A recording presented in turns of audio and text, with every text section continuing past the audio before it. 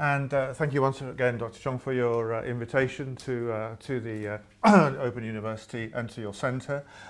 So yes, I'm going to talk about EMI as a cost-benefit analysis.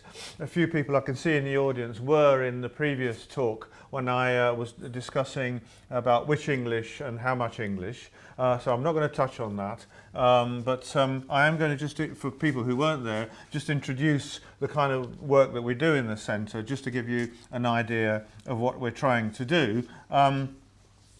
So this is Oxford. If you haven't been there, I hope you will make it one day. The Centre for EMI Centre is part of a much larger group, or if you like, a department, which is the Department of Education, of which I was the director of the department for a number of years.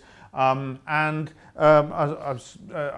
realised about 3 years ago that EMI actually, as it were, crossed over between our very strong applied linguistics group and the more general education pedagogy that the department does. So we're very, without being immodest, I think we're very strong in both applied linguistics and in science education and maths education. So we've got some quite well-known people in Anne Watson, for example, in maths education. And so particularly in those two subjects, there's a kind of a link between the applied linguistics, language learning, English in particular, and the study of academic subjects. And clearly EMI is that link, isn't it? It brings those things together. But we're also very interested in making links with other people in the University of Oxford because obviously they are experts in the field as well. When we're looking at, for example, EMI in higher education, we may take advice from there. And again, we are very interested in collaboration, a network of collaborators across the world, because EMI Oxford is based in Oxford, and according to my definition, which is coming in a minute when I get the right button. England is not an EMI country according to this definition, because the definition says that it's the use of the English language to teach academic subjects other than English itself in countries or jurisdictions in which the majority of the population's first language is not English. So the UK, the majority is still English. So we're looking at countries where the adoption of English as the medium of instruction is in a situation where the majority population speak a different language at home, or at least the majority of the time. So we're trying to be an observatory of the global phenomenon, but trying to take a neutral but critical analysis of the situation. And I want to stress that it's a neutral and critical analysis that I'm taking today on the cost-benefit issues. I'm not saying that EMI is wrong or EMI is right, or clearly is wrong and clearly is right. I'm just saying what's the evidence out there, and it's for each country to make a decision about whether the evidence is telling them what the evidence is telling them to do.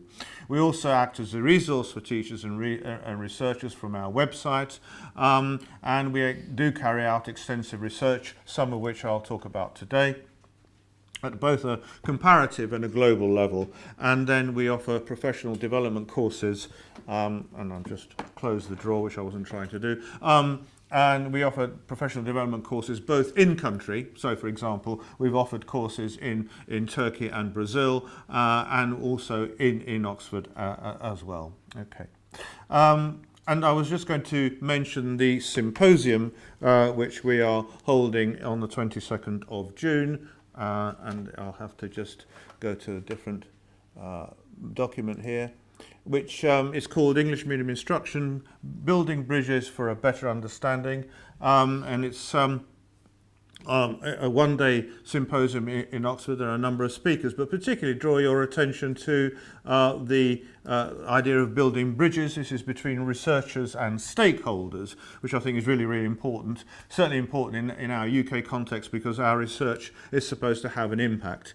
And then also bridging the different phases of education, and which is something, oh well, you can do it there. I can't quite do it, but you can see the title, Bridging Different Phases of Education. Is important because I feel that the research in EMI has neglected the bridge between secondary and tertiary education.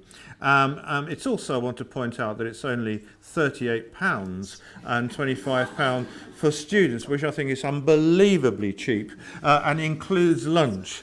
So you can't really complain. So, and the books are still open if people want to come to that. Okay. Now I've got the advertisement over. I can move on. Okay, so what we try to do is to promote a notion of an end-user, research-driven approach to EMI. In other words, that it isn't a top-down approach. It's neither a government-initiated or top-down approach, nor an institutional top-down approach. It should be something that evolves over time as a result of people talking to each other, and also as a result of research evidence which is being fed in to those very important stakeholders in any society in the world. And therefore the process of understanding what EMI actually is or should be is an evolutionary one rather than a static one, which is, as it were, accepted as a fait accompli, as a fact of life. Now, why do I'm going to start with universities. I'm going to look at both at universities and at schools, secondary schools. And why do universities want to introduce EMI into their systems of education? Is it first of all to internationalise universities? It seems to be the big buzzword, you know, that we have to internationalise, which means about basically about having international students in the university. That's a very narrow view of what internationalisation is, I would argue, and perhaps we can have that as a discussion after the talk. That's a narrow view. So, but also perhaps an aim would be to facilitate the learning of subjects by home students, in the sense that a lot of materials, particularly in the STEM subject, do we call them STEM subjects? Yes, everybody happy with STEM? Okay, particularly STEM subjects, much material is written in English, and therefore, you're kind of harmonising the material that's being read with the language that's being spoken in the teaching and learning process. Other people talk of a way of ensuring that home students can compete in a world market. In other words, if you have learnt your engineering through the medium of English, or you've learnt science, or you've learnt economics, or you've learnt politics through the medium of English, you may have an edge, as it were, on the world market in terms of a career. And then some people talk about the need to build or improve the English language capacity of the home country. The question, of course, is, are these aims shared by all participants in the process? In my previous slides, if you think about all the stakeholders there, does everybody have the same aims? You know, are they aware of those aims even? But do they actually share those aims? Another reason that is often talked about is about this kind of multilingual and multicultural tool. So EMI becomes a tool for developing intercultural communication, because we can start talking to each other more, not only at a personal level but also at an academic level. Another point that's made is about it being authentic language learning. If we have any EFL specialists here, no doubt you'll be aware of the decades and decades of argument about what authentic language teaching is, and whether you should be doing role plays or simulations, or whether you should be learning grammar or whatever. Excuse me. I do have to drink from time to time. Water, I add quickly. Does this solve the problem, as it were? Because it's authentic, you're having to learn science, you're having to learn economics, you're having to learn politics, you're having to learn didactics. Therefore, doing it as a communicative venture is authentic. That's another often stated policy of EMI. And in fact, that's often stated as a policy in secondary education rather than just tertiary. Another one is a way of forcing change in higher education pedagogy. This is a name that's often cited in Europe, actually, where people feel that there's a big gap between the type of pedagogy that's taught in schools, more interactive, where you know the students, etc., etc., etc., where they move into higher education and suddenly there's this big gap between the lecturer and the audience. And therefore, is this a way for forcing the change? In other words, you cannot change from L1, first language medium of instruction, to English medium of instruction without having some reconceptualization of the way that you teach. You see, so I mean, I would agree with quite a lot of this, but are these aims shared by all the participants? Are they aware of these aims in that grouping that I was showing earlier on? So what are the international policy drivers? You may be aware of the Bologna process, which is when people got together in Europe and said, oh, I think we should really try and harmonise our higher education system so that people can move from undergraduate to postgraduate to doctorate much more easily, and we all know what we're talking about when we're talking about and so on. Yep. Now, in Europe, that was a very noble idea about bringing Europe together, and it was also predicated on this notion of plurilingualism, i.e., that Europe is a country, is a zone, is a union which is trying to bring together many, many languages, but recognizing that those languages are valuable. That's what plurilingualism, the idea that you recognize that they're valuable. Now, I don't think the people who were drafting the Bologna Declaration, were aware of the fact that then English then became more and more. As you make people much more mobile across Europe, you're actually saying to them, how are you going to be mobile? Well, you're going to have to speak the same language, and therefore English takes on even more importance and actually undermines the plurilinguistic aims of the European Union. The other kind of similar, not identical, but similar movement is in the Asia-Pacific Economic Cooperation Summit, and particularly the ASEAN, the Association of Southeast Asian Nations. And you've got the quote there from Lei Longming, the General Secretary, who says, it is imperative that we provide students and professionals with opportunities to improve their mastery of the English language, the language of our competitive global market, global job market, the lingua franca of the ASEAN. And so the world, throughout the world, there is this notion that language brings people together, and therefore you need a lingua franca, and there's a kind of a link being made all the time between these things. If we start looking at just one individual country, I can't do them all, but my own original country of Italy, we find that in Italy, 55 universities are now offering EMI undergraduate level. I mean, Italy's quite a small country. And that this CRUI is the rectors organisation, university rectors. 81 universities are now offering EMI programs at least at master's and doctoral level. So you can see the kind of growth that's happening fairly quickly, even in a country which is quite slow at adopting change, it has to be said.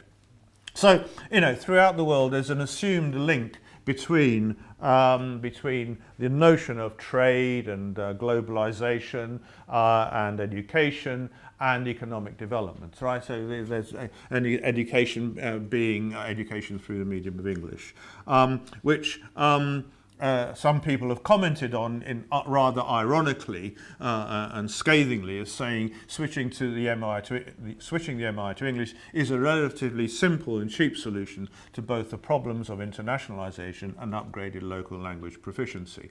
They're being sarcastic here, okay? But the argument is, and an argument I will support by the end of this talk, that it's not a simple and cheap solution. It is a solution, it's a possible solution, but it is not a simple and cheap solution. So a bit of our own research, if I may. We started off the centre with this 54 country survey, which you may have come across. It's published freely online by the British Council. Stop moving around. So it was an open-ended questionnaire. How do you go around, how does one do research internationally like this? It's impossible to do it from a small little centre in the middle of Oxford. So we did it by engaging the British Council and asked their staff in each of 60 countries worldwide to go out and find out what's going on in each of those countries. So you have to take this with a bit of a pinch of salt, because it's one person reporting on what's going on but nevertheless it gives you a kind of brief overview. The general trend, they said, in each country is to have more EMI, that there weren't that many official policy or statements existing. It wasn't clear why there was this shift towards EMI in both secondary or tertiary. We asked if there were written guidelines specifying how to teach EMI, some kind of a pedagogical instruction. And again, most people said no, it was left up to the individuals. And are there any written guidelines about the amount of code switching that should take place? And again, generally people were saying no, can't find any guidelines on this. And so, we find a situation where there is what I would call, I have on occasion called the express train, an unstoppable express train. And my argument is that, we can't stop it, and therefore we better keep it on the tracks, because if we don't keep it on the tracks, it's going to go off the tracks, and 2 or 3 generations of young people are going to suffer. So we better start thinking about it very, very quickly and very, very deeply. We can see, in fact, that there is a strong relationship between tertiary and secondary education. We can't stop at the sort of the divided view of tertiary and secondary. They are interconnected. If you just look at one, Macedonia, which is in Europe, the government encourages the opening of international and bilingual schools. So by doing that, it's saying if you don't open up international and bilingual secondary schools, there's going to be a problem about the link to the tertiary sector. We also asked about public opinion, the media and so on. We asked the British Council operatives, say, look, go and look in the newspapers and see what the people are saying about it. And generally speaking, we can divide up the views as follows. People like parents, for example, or the media, globalization, modernization, of course, we've got to do it, yes?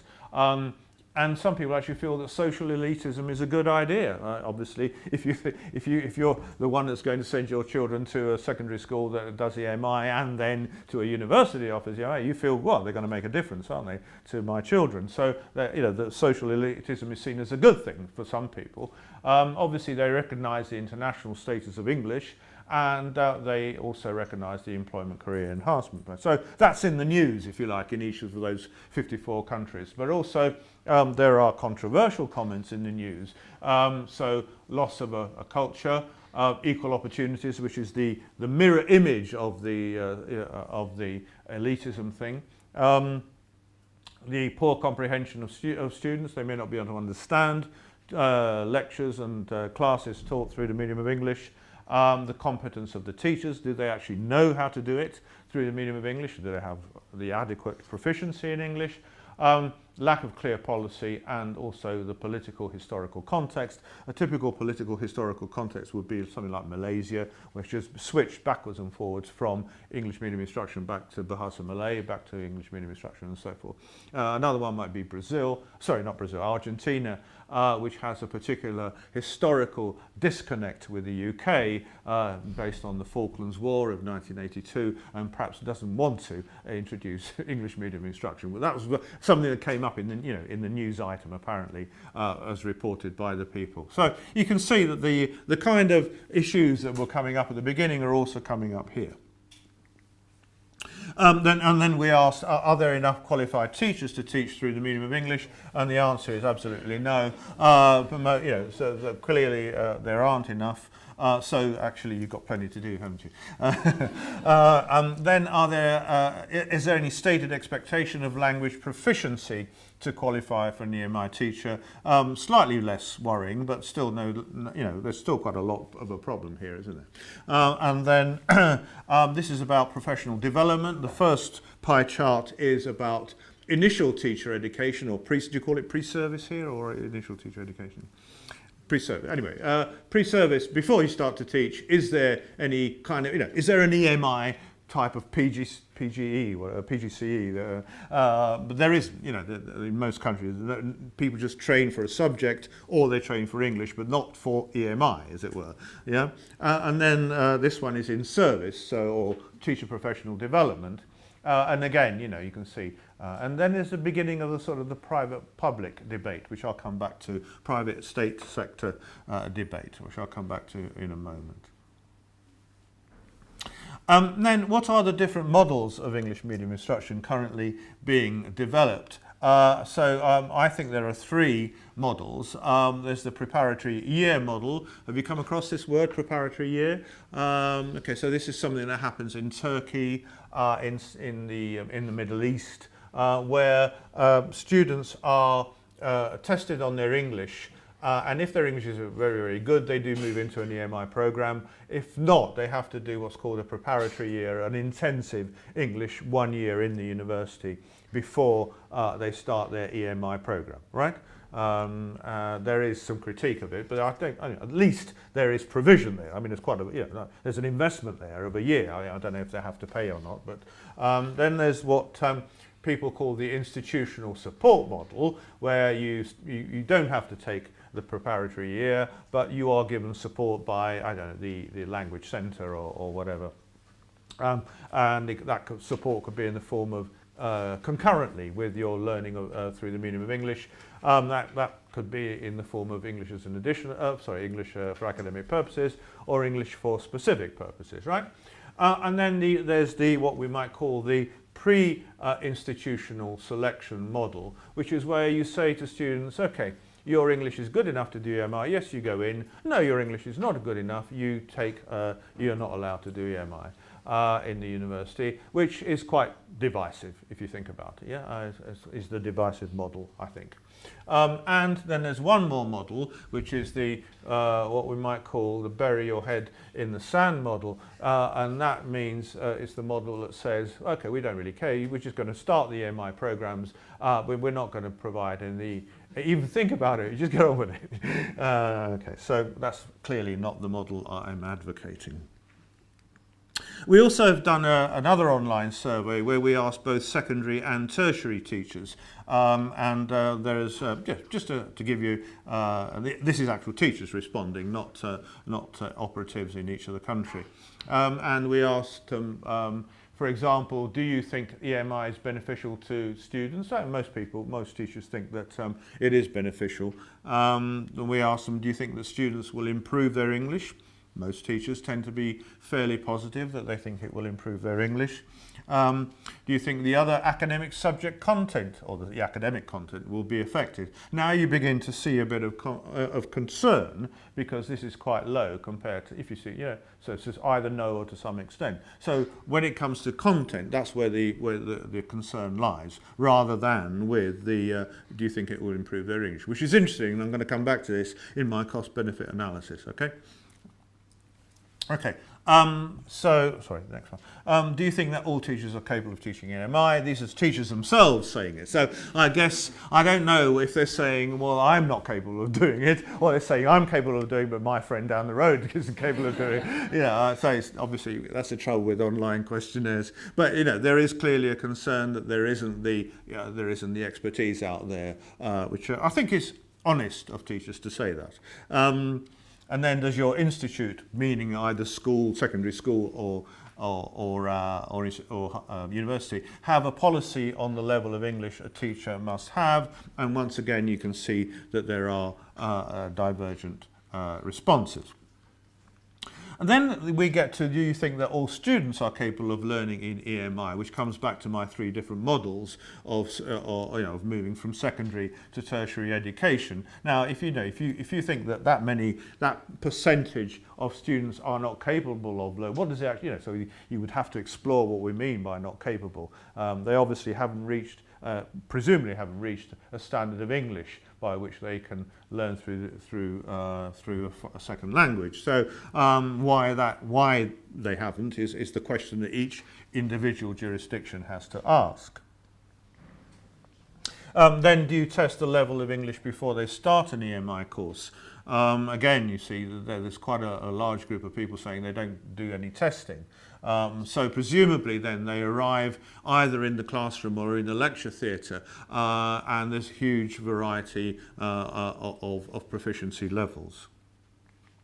And then there is a question of subject. Is EMI a good idea in all subjects? In the previous talk I gave, I tried to make a distinction between hard EMI subjects and soft EMI subjects. Hard being things like physics, chemistry, economics, politics, and soft ones being things like business studies and so on. And what I mean by soft is simply that some subjects you simply can't do without English. I don't think you can do IT without, you can't do certain subjects you can't do without English, I think, or at least some reference to English. Whereas you can teach physics, chemistry, mathematics in Chinese. I mean, you may have to have some reference to written stuff in English, but you can do it.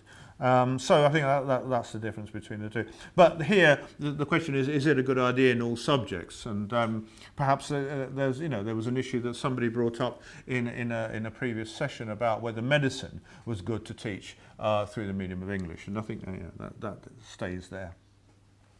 But there is an impact of tertiary on secondary education. So, for example, in Korea, there's something called the Kids College, which claims that it is a school environment that is as similar as possible to that of an American or a Canadian school. There are no Korean-speaking teachers, nor are Korean language materials used in our classrooms. I mean, this is quite strong stuff, isn't it? Yeah, to put on the net, in a country, in Korea, to say we don't use any Korean. I mean, it's strong. Yeah. So I think that's a trend that is increasing, and it is top-down pressure. It is pressure from the tertiary sector down to the secondary sector. Here's another one. In Qatar, it's called the Qatar Academy. Classes with few exceptions are taught in English, and the majority of students' time is therefore spent using English. Qatar Academy is not a bilingual school. So, and notice not only is there a top-down pressure from university, but there's also pressure from private.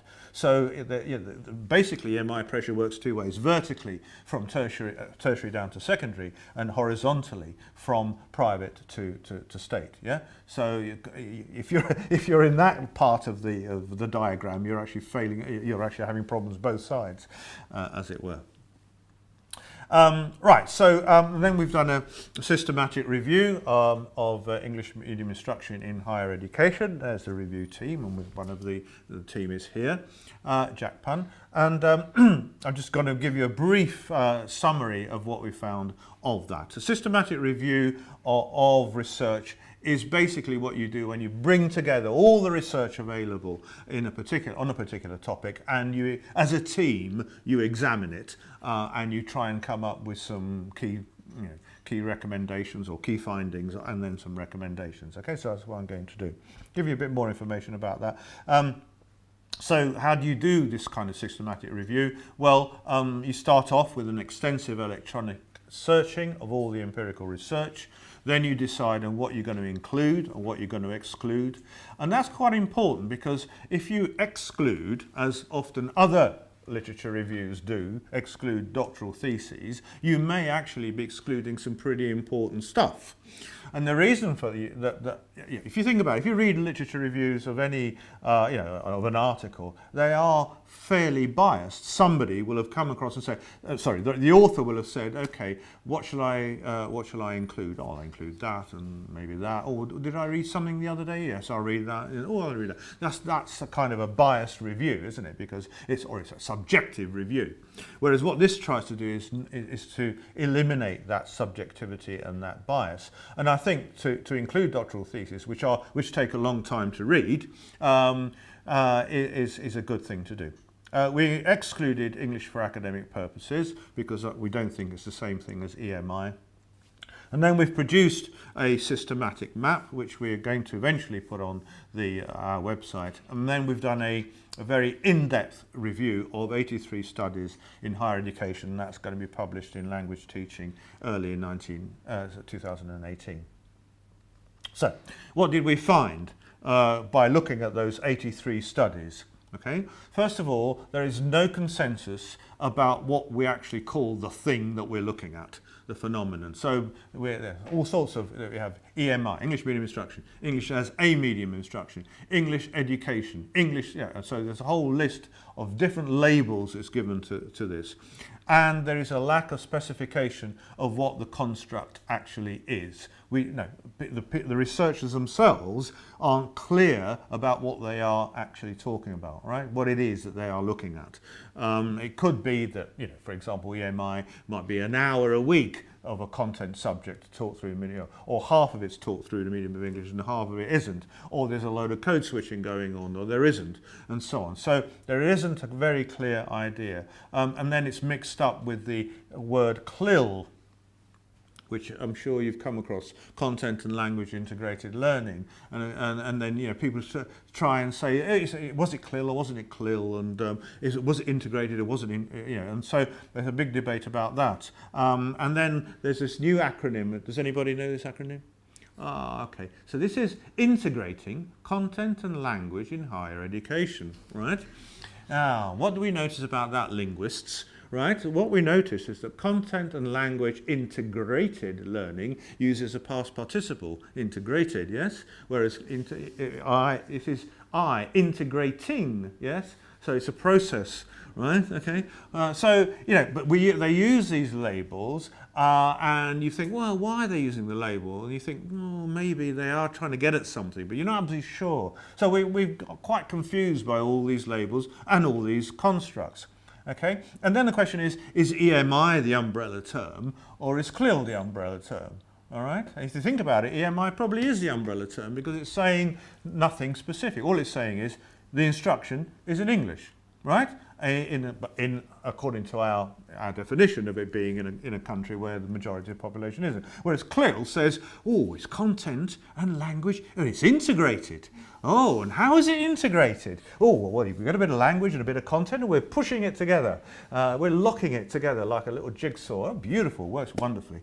And the other one is, we are integrating content and language. Yeah. Oh, wonderful. Yeah, we're in the process of it. Yeah. Those are much more value-laden terms, whereas EMI, which I use, because it's not value-laden, it just says this is what it is, and then you examine and see how it's used. So you're starting from a different thing. So that's why I say it's the umbrella term. What else have we found? Well, we found that some variables are not explored very much, and I think the gender and the private versus public institution issues, and I'll come back to the gender one briefly in a moment. This is all about what the research that's been done, right? Okay. The concept of proficiency isn't sufficiently researched, right? People just say, okay, the teachers weren't sufficiently proficient in English. Well, what do we mean by that? What does it mean to be proficient in English in order to be able to teach physics? What does it mean to be proficient in English in order to be able to teach general studies, for that matter? What does it mean? Yeah, what is it to be proficient?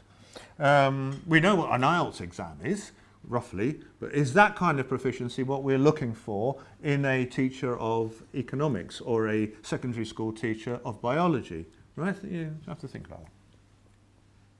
Right, finally we come to the cost-benefit analysis. Excuse me. So, I start with two hypotheses, right? The first one says that learning content through the second language, through English as a second language, leads to better learning of English than learning as L2 English through EFL courses offered alongside content courses delivered in L1. All right? So that's the first thing you've got to test. All right? The assumption or the hypothesis that EMI is better than EFL plus L1 MOI. Does that make sense? Right? Yep. Okay.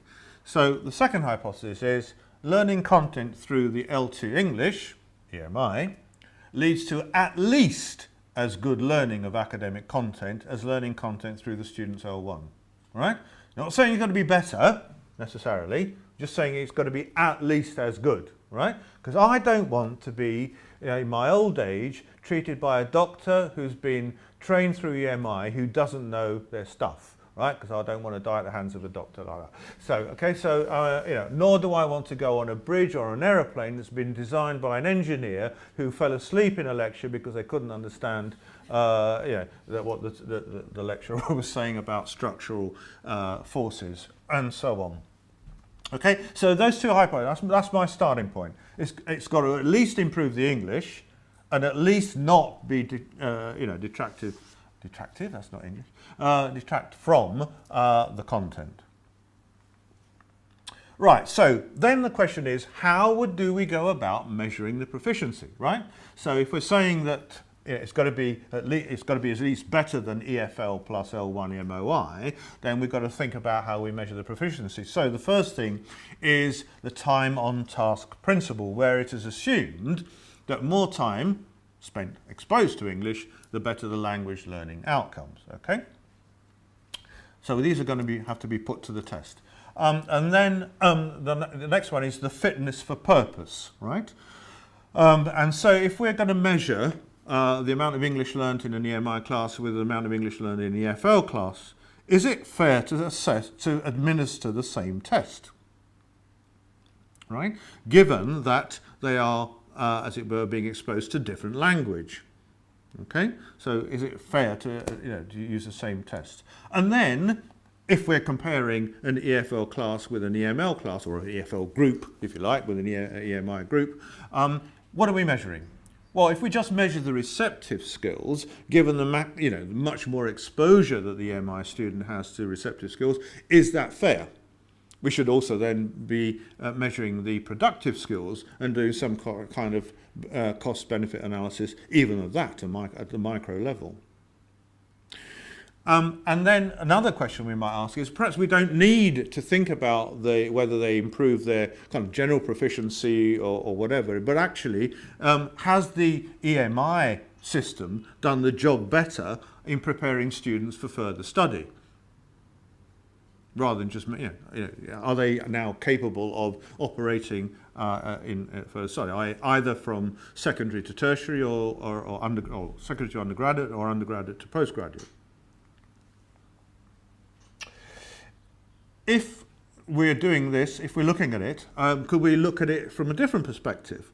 If we believe that learning will benefit from a more communicative approach, i.e. because EMI is could be more communicative than CLT, should we look for evidence that content taught through the medium of English is indeed producing more real communication in the classroom? Is it actually more communicative, an EMI classroom, than an EFL classroom? I haven't come across any of those studies. Yeah, interesting. We didn't come across any in the review. Think about it, yeah. It's been going for quite a while, this phenomenon, right? But nobody's said, let's look at how communicative an EFL classroom is, using perhaps the COLT, which was developed in North America, and comparing it to an EMI classroom. Nobody's done it. What about cost to content learning? Do we mean no long-lasting detrimental effect, or any detrimental effect, no matter how short-term? Now, you could say, well, okay, look, it's going to be pretty obvious, right, that if students are going to learn through the medium of English, maybe for 6 months or a year, they're going to struggle, but later on, they're going to be okay, right? So that's all right. Yeah? So then, what would be our notion of short? What's short-term? 6 months, a year, 2 years? What's the dropout rate? Okay, so we've got to build that into the cost-benefit analysis. And then who decides? Do we just say the students decide, the parents decide, the government decides, the teachers decide? Yeah. And are we looking here at a distinction between formative assessment and summative examining? In other words, are we looking, you know, at what's going on? Might this actually make us focus more on formative assessment rather than summative examining? Which subjects should receive the attention of research? All of them, or only some? I mean, you know, maybe, you know, if we've said that you can't do international business without English, then maybe we don't need to bother researching that bit, because they've just got to do it and that's it, and we just focus on the more harder STEM subjects. And then there's, as I've mentioned, the idea of medicine. And then there's a gender issue, which I said I would come back to. As we know, disciplines have traditionally been gendered. Girls don't tend to do engineering or physics, and boys don't tend to do languages. So, is it a question? Could we look at it that way? Could we say, well, hang on a minute. If we have EMI in engineering, maybe girls are going to be more interested in that because it's being taught through medium English. Is this going to kind of, re-equilibrate the gender issue? And then there's the different socioeconomic groups. Should we just be literally looking at socioeconomic groups and saying, are they suffering in some way, and creating that Matthew effect where the rich get richer and the poor get poorer? So rather than just looking at do people do well, do we look at groups of students? Or should we look at less tangible effects of EMI in a cost-benefit analysis? Things like motivation. We could just say, are they more motivated, or are they more anxious, or are they developing more cognitive abilities as a result of doing economics through the medium of English? So let's look at a bit of research evidence around Europe. The problem so far that I have managed, and my colleagues on the systematic review have also identified, is that CLIL in Europe is very biased. Students in Europe who do the CLIL programs tend to be selected, either through parental choice or through their prior language ability. Okay? So it's not as if we've got a level playing field. I'll show you some examples. They're likely to come from higher socioeconomic backgrounds, and therefore they may be more motivated and or have received additional tuition in English, or they just speak, the parents speak English at home, a bit more English at home than. Of course, CLIL groups receive many more hours of exposure to English than non-CLIL or EFL groups, because most CLIL groups in Europe also get EFL. So it's not as if they do CLIL as opposed to EFL, all right? They do CLIL and EFL, and the other ones just do EFL. Okay, now, I'm not saying that's wrong. I'm just saying that, what are you comparing, apples and pears. And in some countries, there's a lot of additional support given in the form of language assistants who are in the classroom alongside the CLIL teacher, whereas the poor EFL teacher doesn't get that kind of support. And then, in a lot of studies, the CLIL EFL groups do not start with the same scores at pre-test, or there's no pre-test at all in the research designs, which is highly problematic.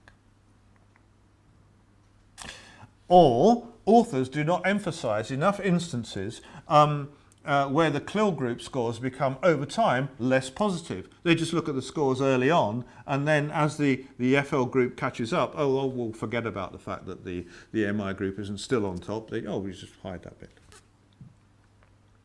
And then there's the fidelity to condition issue. Fidelity to condition means, if we're saying that that's an EMI or CLIL class, is it really an EMI or CLIL class? Does the evidence show it? Does we got video evidence that they really are teaching through the medium of English or whatever they're doing. Okay, so what goes on in the CLIL classroom is unspecified, raising that fidelity to condition issue, and that it is unsafe, therefore, to rely on what teachers have to say about progress. A lot of studies say, how do you think the kids are doing? Fine, great, brilliant.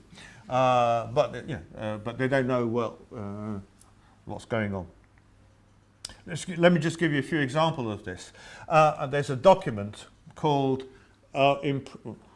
Improving the Effectiveness of Language Learning, CLIL and Computer-Assisted Language Learning, and it's published by the European Commission, right? So it's a big document, right? Everybody knows about it. Well, no, a lot of people don't know. And it cites a number of studies. So I thought I'd look at some of these studies. It cites a number of studies as saying it shows that CLIL works, right? So I thought I'd look at some of them. So there's Admiral, Westhoff and de Bott, and in this study, the 5 experimental CLIL schools actually were 3 international schools. Right? So what are we comparing? We compare international schools where maybe in Holland the students are, children of diplomats who are going to an international school. We're comparing those where kids are maybe from, half of the kids are from ethnic minority backgrounds, Turkey or Philippines or whatever. So, is this fair? Yet, despite the much greater exposure to English, one presumes they were also attending EFL, their receptive vocabulary did not improve over the 4 years compared to the controls. Right? So, this is a top document that's quoting this stuff, right? It's on the net, you can look at it, you just type in improving the effectiveness of language learning CLIL, and you'll see the Commission is saying this is good stuff going on. Another one is Alonso Grazaña and Campo. The experimental group, when I went and looked at it carefully, the experimental group was selected on the basis of their linguistic proficiency. So they're actually starting from a higher linguistic proficiency. And only those with high marks, I've actually given you the page there, so yeah, just to show that I'm not lying, were included. So both samples were pulled from a very large number of schools, but we're not informed of the demographics of the students, whether they were rich or poor, nor how the groups were extracted, so we've got a sampling frame problem. Yet they say that no detrimental effect was found on content learning, and then if you look carefully, that was on the basis of the teacher opinion collected in a questionnaire. Now I think teacher's opinion is very important, however I think I would also like to back that up with an actual test to say that content learning was not compromised. And then there's Ruiz de Zarobes' study in Spain, where the CLIL groups outperformed the one non-CLIL group in speech production tests, but there was no baseline test of English proficiency, so we don't know what they started off with. And the CLIL groups continued with equal amounts of EFL learning, so they had CLIL and EFL, whilst being exposed to between 3 and 6 hours per week extra through CLIL. So, we've got to be careful about the European Commission's claims here. And then there's this study by Gerlinger and Wagner in Austria who measured vocabulary growth at 2 time points. And the CLIL group received an extra 60 to 80 hours of exposure to English compared with the non-CLIL group. Okay? At time 1, the CLIL group had a slight advantage over the comparison group. And at time 2, the non-CLIL had relative gains which were greater than the CLIL group. So what's going on here? Right? 60 to 80 hours of extra teaching and the FL group do better. Maybe they're just better teachers. This could be. This could be one of the answers. Another study by Zitacic, I think it's pronounced, grade 10 secondary school, CLIL students statistically outperformed the non-CLIL students with high effect sizes. But according to the author, matching of socioeconomic background was not possible. And when you look a little bit deeper, the CLIL group were selective bilingual schools in Berlin. They have a selective system in Germany. You select at the age of 11, and they were called bilingual schools. So again, what are we comparing? Now here's a good study, or at least I think it's a good study, by Rumlich, also in Germany. First of all, it's a good study because it's a longitudinal model. It measures the language development of the students over a period of time. Secondly, it has a large sample and 17 schools to ensure a good geographical and socioeconomic spread. But most importantly, it uses a 3-group model. It's got CLIL students and non-CLIL students from schools which offered CLIL, right? And as controls, non-CLIL students from schools which did not offer CLIL. Right? So now you've got a real comparison. So the regular group, or he calls the regular group, there's no selection process taking place at all, so you've got something to really compare it to. What did Rumlich find? All 3 groups made significant gains over time. The CLIL group did not outperform the other 2 groups once prior L2 proficiency had been taken into account. CLIL students and the regular students developed in very similar ways. Now, the CLIL students did achieve slightly higher self-concept ratings. They felt better about themselves. But as Rumlich says, this is hardly surprising, given that they are good at English. They feel that they're good at English students being put into a CLIL classroom. So, when you start looking at well-designed studies, you do run into problems with actual progress being made. However, here's another well-designed study by Lowe and my colleague Victoria Murphy. So here we do find some, it was well-designed in the sense of we're looking at vocabulary knowledge. Grade 7 and grade 9 students in Hong Kong, comparing EMI students and EFL students. The EMI students did outperform the EFL counterparts in 3 types of vocabulary: passive, productive, and I can't remember the third version of it. It's when you're using it in a sentence. Sorry, it's not. It's breadth and depth of vocabulary and use of vocabulary. And then by grade 9, differences in vocabulary knowledge were considerable, even with any differences at grade 7 taken into account. So, yeah, clearly that study showed that you do make progress with the vocabulary knowledge. Another really important Hong Kong study by Lynn and Morrison showed that transition point between secondary and tertiary during that period when the secondary education went back to Chinese medium of instruction did make a difference. The switch to CMI in the preceding secondary school years had a significant negative impact on students' receptive vocabulary. And some of them had no more than 17% of them having the level of vocabulary needed to operate efficiently in universities, and only 1.4 of the CMI students appeared to have a satisfactory level of productive vocabulary, English vocabulary. And then we've got a series of other Hong Kong studies which you no doubt are familiar with. There's Marsh-Hounds Hong, who found that history, geography and sciences were negatively affected by EMI, but English actually was very positive. Yip, Tsang and Sheng found very similar results 10 years earlier. EMI students were performing less well in science than their Chinese medium peers. And then Yuan Yi Lo, and I don't know who the other Lo is actually, but anyway, they did a meta-analysis of 24 studies, all based in Hong Kong, and they found a significant benefit for English language proficiency with moderate effect sizes, but a cost to content, particularly in history, geography and science, but strangely less so in mathematics. And mathematics seems to come out in all sorts of strange ways in my experience. Japan and in Finland also found positive findings in mathematics. No negative effect for EMI, for CLIL in Finland for mathematics. And then Turkey, again, this is an interesting study if you ever have a chance to have a look at it, because they're starting to disentangle the problem with mathematics. Is it about the mental configuration of mathematics that students struggle with, or is it with comprehending the English language used in relation to mathematical problems? But even they found that where difficulties did occur, these were more likely to be the result of the language being English than Turkish L1, right? So where students were struggling with the mathematics is probably more due to language than due to the fact that they just couldn't conceptualize the maths. Do you get what I mean? Okay. Now, what about English proficiency gains in higher education, right? Does EMI help in higher education?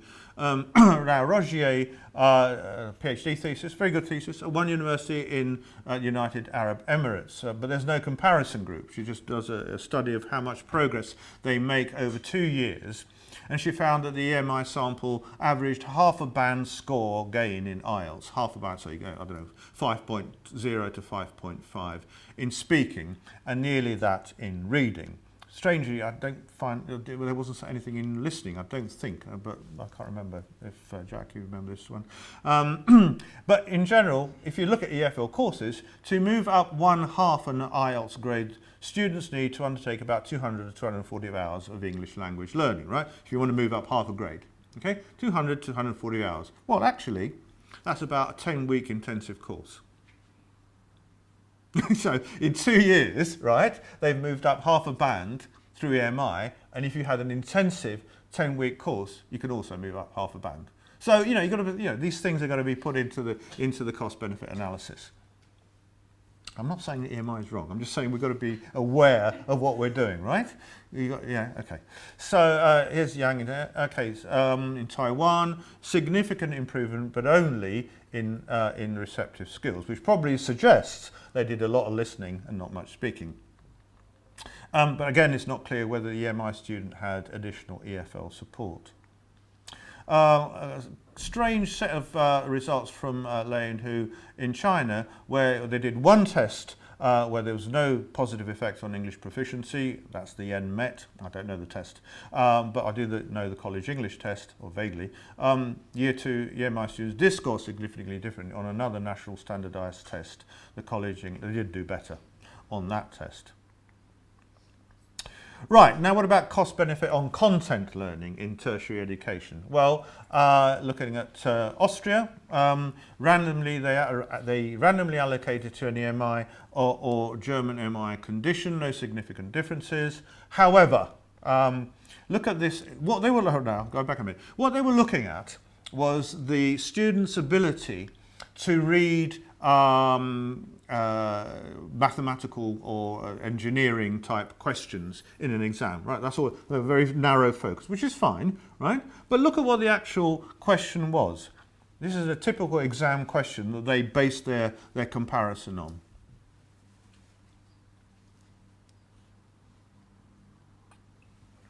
Now, I don't know about you, but if I was studying engineering at university, and I've been doing English for a while, I guess, I wouldn't find airspeed or aeroplane or and or the or pilot very, very difficult.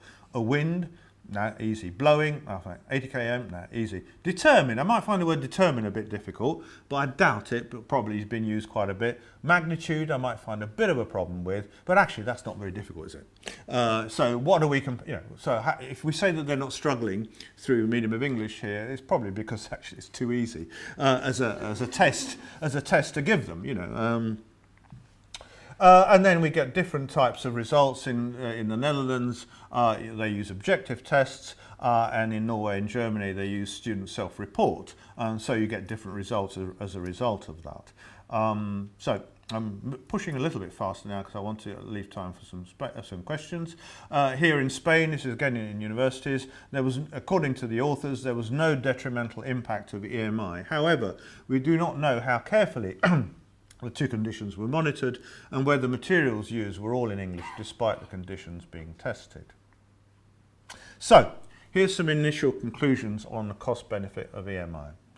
There is some support for hypothesis 1. English proficiency is improved, but evidence is still fairly inconclusive, by no means conclusive, right? So why would that be?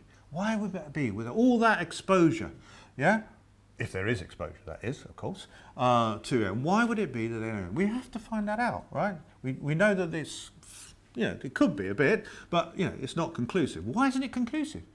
It's certainly not time on task, as it were, right? So there must be something either wrong with the delivery system or something wrong with the students' engagement with it or whatever, but it's not delivering the goods. I mean, if we're putting all this investment into it in terms of teacher effort and so on, why isn't it, you know, doing the job?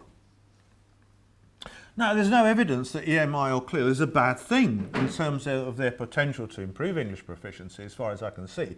There's no negative, big negative, you know, there's no evidence it actually deteriorates, their English deteriorates. But hypothesis 2, where the content subjects are at the very least not adversely affected, is even less clear. The research evidence simply isn't there. There is probably a very short-term negative effect from what evidence we have. Now, this is in terms of an EMI global research. That's a pretty sad state of affairs. There's all this research going on, but we don't know whether they really improve their English, and we don't know whether or not their content subject is being adversely affected, right? So, you know, there's better research to be done, really.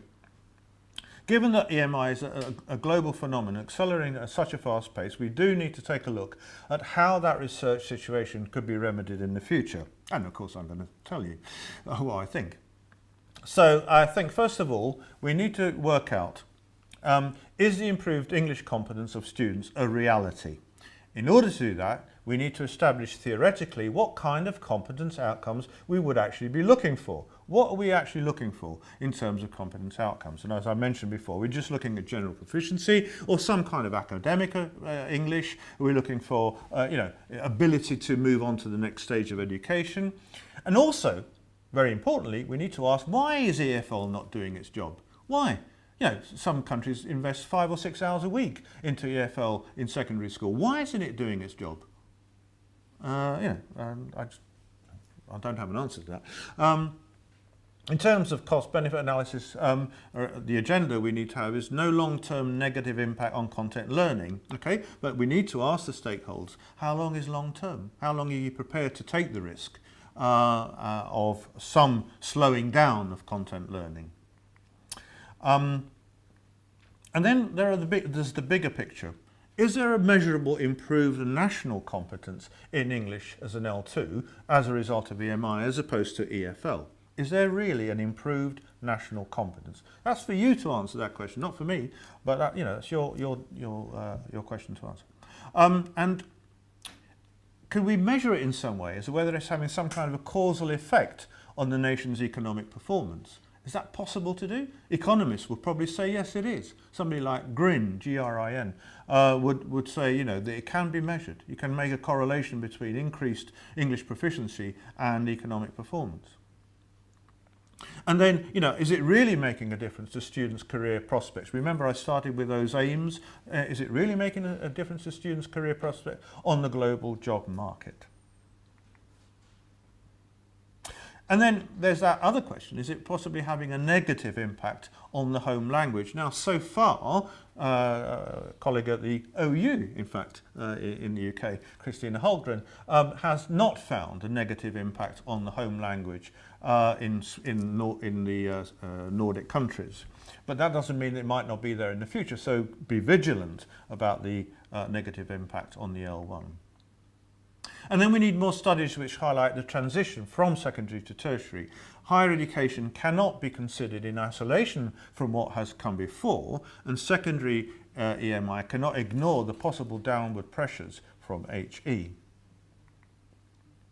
And therefore, EMI programs, if they're going to be introduced, are not going to be done on the cheap. They have to be carefully conceived, planned, and resourced.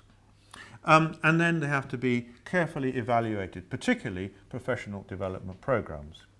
By doing that, then coming back to my early slide, then we'll be able to have some kind of an evolution of what EMI actually is through our research and through, you know, engaging with the stakeholders, so that we have an idea of what EMI will become and has become in the future, rather than what I think we don't have an idea very much what it is now, to be perfectly honest. So thank you very much for listening. And we do have time for questions, yeah? Yes. Fantastic. Thank you very much for Professor Ernesto Macaro's inspiring speech. I myself, used to be a very strong advocate for CLIL, but after listening to the lecture today, no, I like your concept that EMI is an unstoppable train. Yeah. And because of that, we got to do it more carefully, else there would be great casualty. So we are not denying the importance of EMI. We're just trying to argue that we should be more careful about the research, about the findings of the EMI. Okay, that's what I get from your inspiring lecture. So it's time for the question and answer. Feel free to raise your hand, and the mic will be given to you if you wish to ask a question.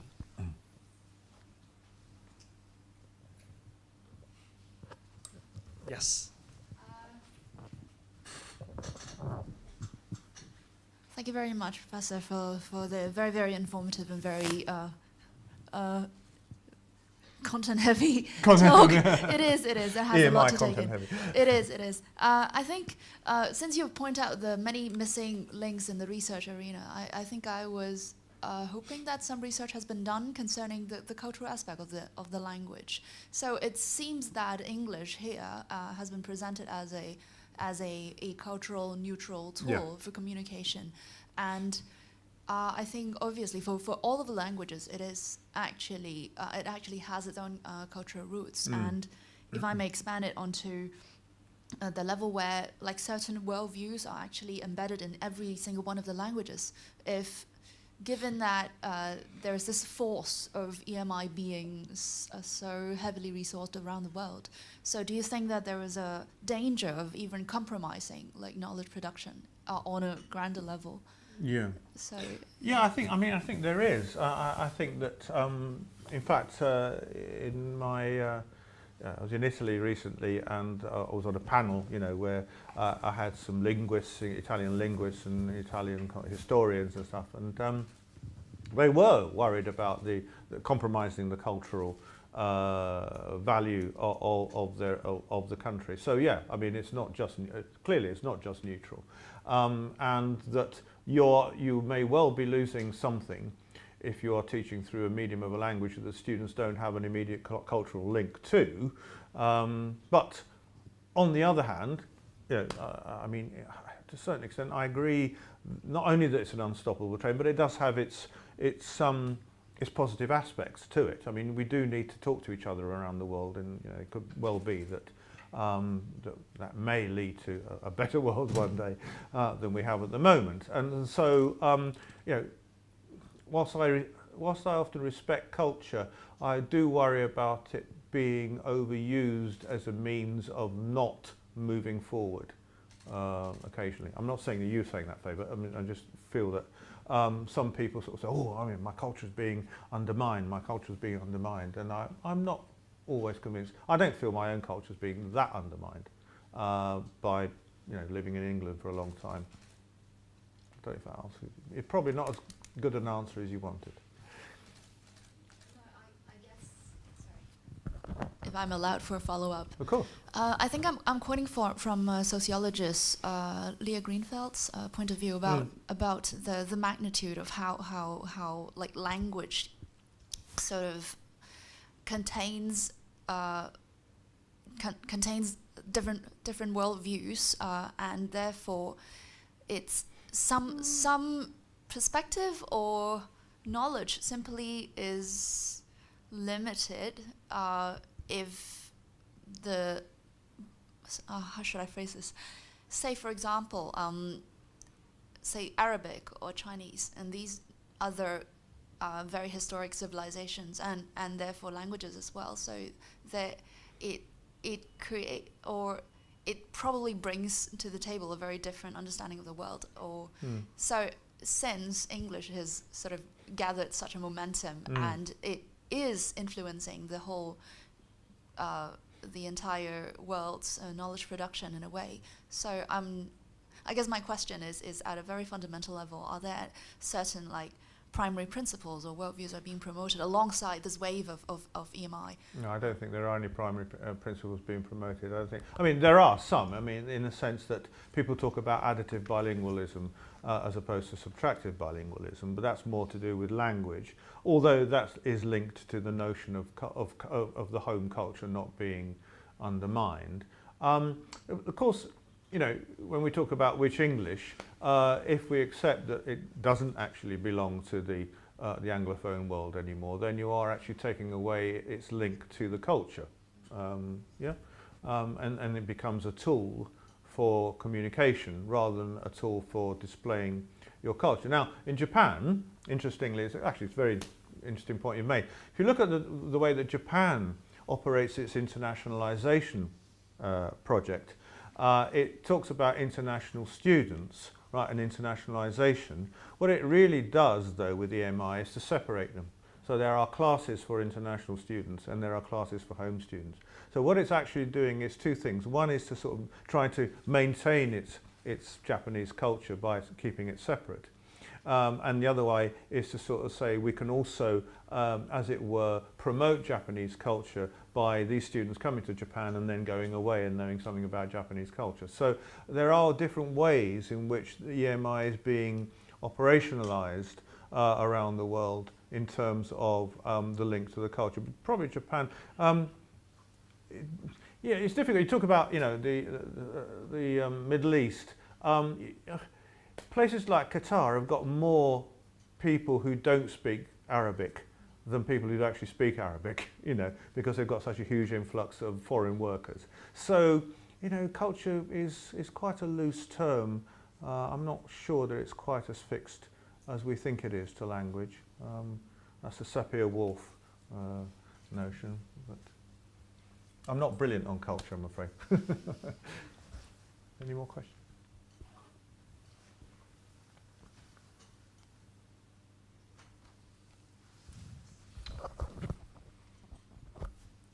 Thank you very much for the talk. And just want to ask, like, when you are talking about the kind of competence outcomes that we are looking for, like in the end, almost the end of your talk.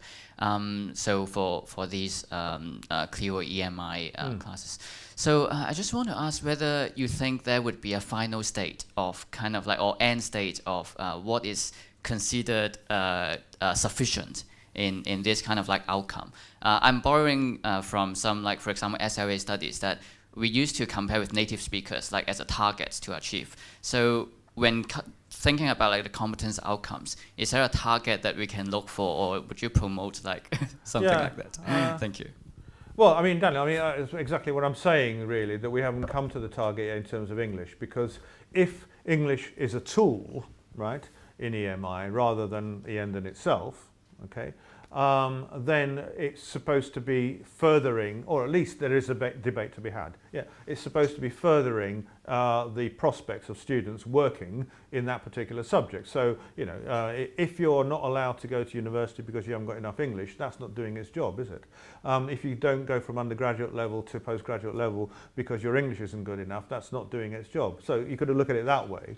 But then, as I say, the other way of looking at it is a sort of is the national competence growing as a result of the investment that the country is putting into it? So, you know, and I was giving the example of Italy in another lecture, where it is now mandatory to have CLIL in upper secondary in at least 2 subjects. Now, the government's made that investment. It's a big investment. Well, it's made an investment intellectually. It hasn't made an investment financially.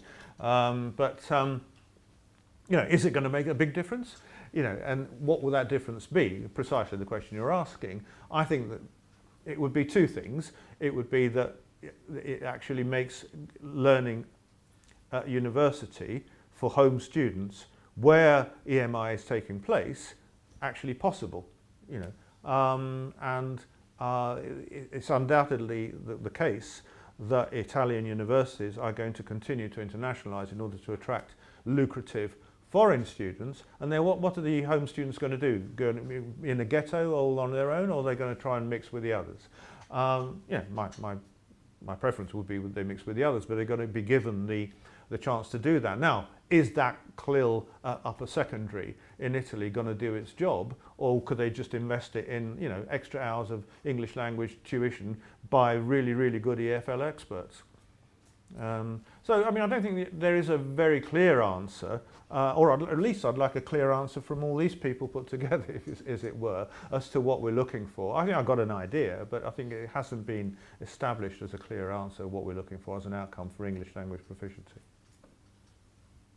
It certainly is an English language proficiency. Can I buy a railway ticket anyway? You know, it's got to be beyond that.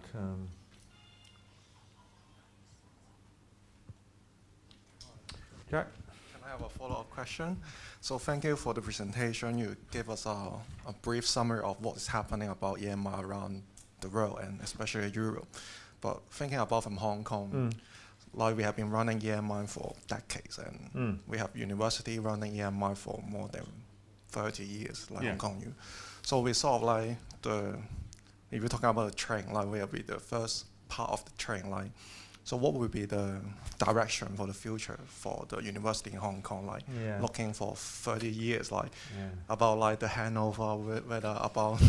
You're not going to get that from me, Jack. Last time I was in Hong Kong, I was interviewed by South China South China Morning Post, and then they completely misquoted me. So no, I mean, I don't do that. I mean, I try and present what the research evidence is. I'll talk about my own country, but I don't think I can do that for other people or for other countries. I think you have to make up your own minds. You've got some research evidence there. It looks as if language is improved to some extent. And it did go down when with the CMI period. So it's clear that language, but I don't know yet whether it shows that content has not suffered, and therefore you need to look at that.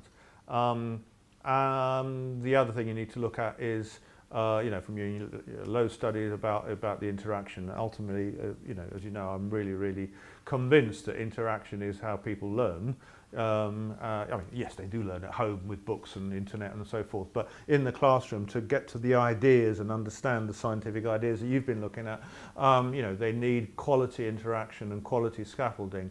And if it's really going to not suffer the content, then that's got to be looked into, invested into, and improved. I think I can say that about Hong Kong. I think it's still pretty transmissive as far as I can see from the evidence. But in China, we have a lot of new university, like the Nottingham University having the China branch. So sort of like we are trying to promote EMI in China, but thinking about 30 years later, wouldn't be our direction going to bilingual university, like having both Chinese and English is a must for all graduate when they get out from the university. Yeah. Well, you've said it then. You said you're right. No, I mean, I can't make that decision. I just can't comment on Hong Kong. It's a decision from Hong Kongers. I don't think it's all we can do from. I mean, that's why we're an observatory. We don't preach. That's what I refuse to do. Is to sort of say this is. I mean, I can give an opinion, but it's not sort of something that I would be happy preaching. It's yeah, okay. One last question, perhaps.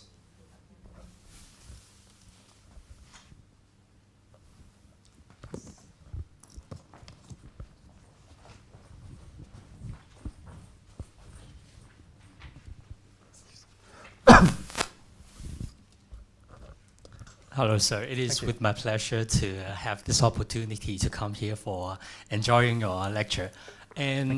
But I think I need some more time to digest your content because it's really brilliant. But I have one personal question about if it is to learn one more language apart from my mother tongue and English, what would it be? What is your opinion and why? Italian, of course. Apart from Cantonese, or apart from Cantonese and Mandarin? Well, apart from Mandarin then, as well.